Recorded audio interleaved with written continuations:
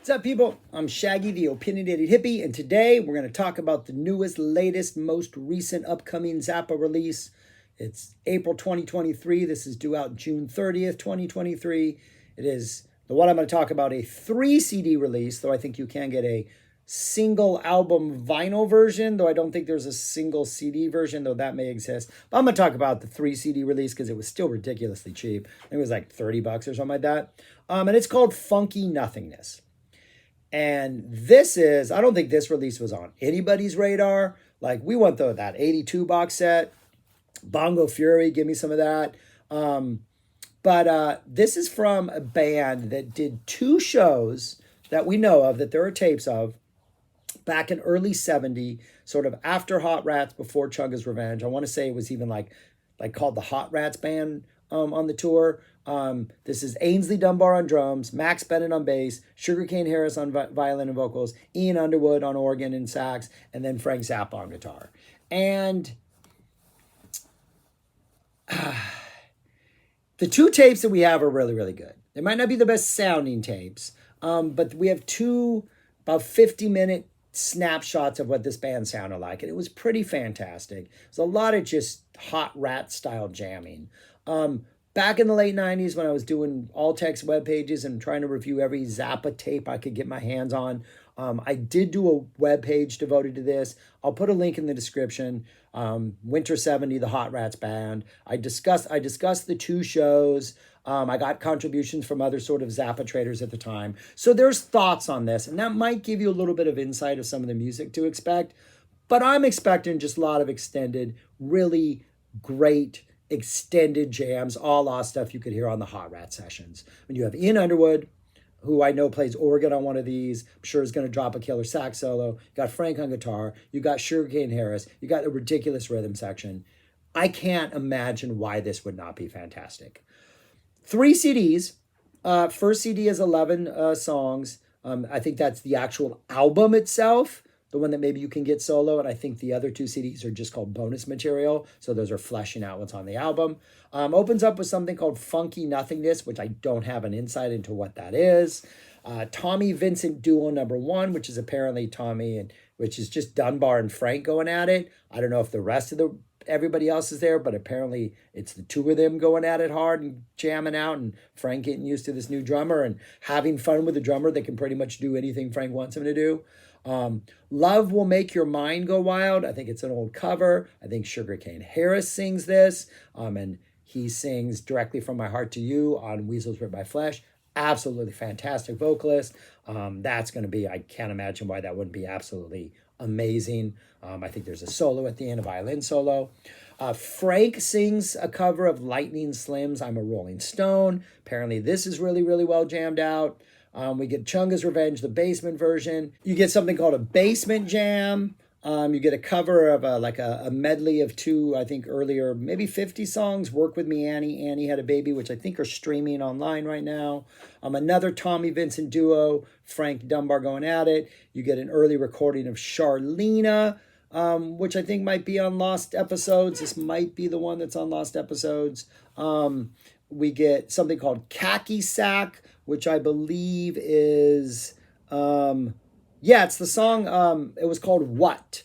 It's on one of the Beat the Boots albums. But it's an old, I think it's an instrumental, like jazz type number that the Mothers covered every once in a while. And then you get a song called Twinkle Tits, which I write about on that link below on that webpage. A song that they did in one of those 70s shows. And I think it's I think there's elements of Little House in it, or it sounded like Little House, but it has that kind of sort of construction of like a Little House. I think it's a waltz, if I'm not mistaken. But then I think it has a long instrumental jammy section in it. So pretty interesting. And that's the first disc. What did I write about Twinkle Tits? It's a waltz, a lighthearted version of Little House I Used to Live in. It says there are actual pieces of Little House are found in here. There's also new pieces of music, bunch of short solos. So yeah, it's going to be interesting to see what this version sounds like. But all that information I read is on that link. So yeah, so that's the first disc. Like other than Chugga's Revenge, really a bunch of stuff, and a Charlena, bunch of stuff we've never heard before with just a lot of really, really good playing.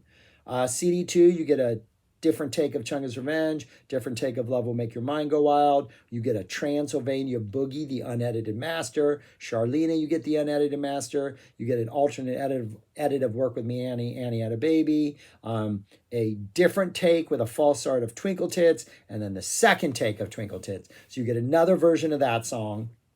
So how much you want to hear Frank playing the same song over again? Again, this feels like a Hot Rat Sessions thing, where if you don't know the Hot Rat Sessions, there's like 3 or 4 versions sometimes of the same song, but kind of got to hear all the Willie the Pimp 8-minute solos because they're all so different, right?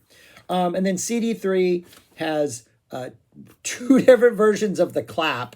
The unedited master part 1, edited master part 2. You get the Tommy Vincent duo, which is the unedited master, which is apparently a lot longer than the other 2.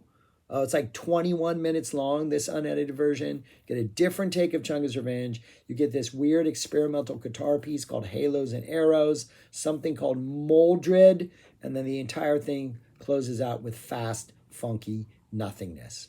So yeah, this sounds good. This sounds like I don't know what to expect, but I don't know why it would be bad. Like, if anything, what Frank was doing in this 69, 70, in the studio, as the Hot Rat Sessions prove, is he was just jamming. And he had so many ideas and so many like melodies and themes and motifs and things he was throwing in all over the place, that there may be other like conceptual continuities revealed in here. And I'm like, oh, does Halos and Arrows like maybe predict something else further down the line in his guitar playing? Will we hear a little bit of like Zoot Allura seeping in something, or maybe a little like envelopes, which would pop up later in the year? It just seems like there might be hints of other songs buried somewhere in here. So I, for one, as a hardcore Zappa fan, am super excited about this release. Also super excited that it was relatively inexpensive. I think it was like around $30 or something like that. So, which is pretty cheap for some Zappa stuff. You can get different versions of it. The 2 LP vinyl. Okay, so it's a 2 LP vinyl. Or you can get the 3 CD version. But yeah, I for one am excited. Great jams. Yeah, it just looks like there's a lot of really extended playing. We get more Sugarcane Harris singing. We get a Frank Zappa song. Frank's doing I'm a Rolling Stone. And apparently, like, sort of the basic tracks for this were sort of Frank cleaned off like maybe other things and kept like the rhythm tracks and kind of used it as an inspiration, or maybe as the actual part of the music for Stinkfoot. If I'm not mistaken, there's some relation to Stinkfoot on that. So there's a little conceptual continuity there. So yeah, I don't know, man. This seems like a super, super exciting release. I am excited about it. When it comes out, I, of course, will review it. But yeah, it surprised the heck out of me. I did not see this one coming. If you had asked me what was coming next, I would have had other guesses. This was not one of them. So my hope is that we get this in June, and then we don't have the 3-week wait or month wait that we've had this time. Usually the releases are almost immediate, the next announcement. But then we get the announcement for the 45th anniversary, right? 45 years of the Halloween 78. And we get a massive box set with all of those shows, because those shows are fantastic. So anyways, yeah, that's all I got. Do I recommend this album, having never heard it? Yeah. If you've heard the Hot Rat Sessions, like, I can't imagine this has to be of that same quality. Maybe even better, because Frank's now been playing with these guys longer. A lot of these guys are on the Hot Rat Sessions. So that familiarity with some of these people, I don't know, man. This should be a keeper, a fantastic one. But yeah, that's all I got.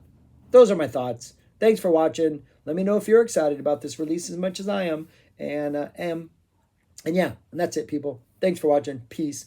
Talk to you later. Subscribe, like, check out that link if you want more about that tour. And listen to music. Listen to all the music. Peace. Talk to you later.